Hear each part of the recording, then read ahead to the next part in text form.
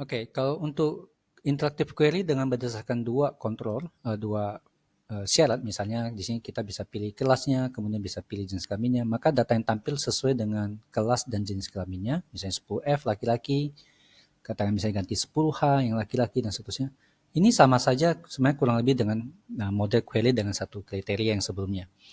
Cuma dalam hal ini berarti di dalam perintah query yang dua kriteria ini kita masing-masing digantikan oleh alamat sel yang dikontrol oleh si user. Sebagai contoh misalnya untuk kelas ini kita gantikan dengan alamat sel misalnya di sini B1 sementara yang di sini digantikan oleh B2.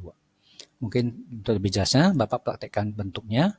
Cuma dalam kasus ini kali ini adalah di B2 untuk kelas yang bisa dikontrol oleh user di sini.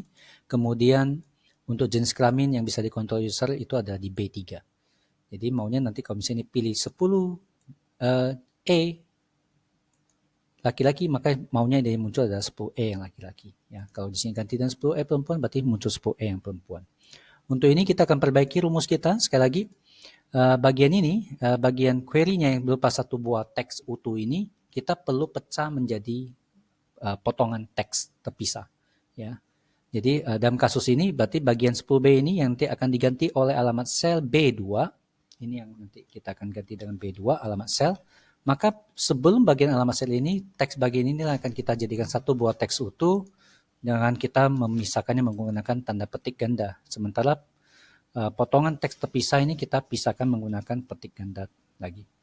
Nah, seperti yang dijelaskan sebelumnya bahwa bagian ini teks ini hal untuk digabungkan dengan data yang ada di satu alamat sel, kita gabungkan dengan menggunakan operator ampersand untuk penggabungan teks.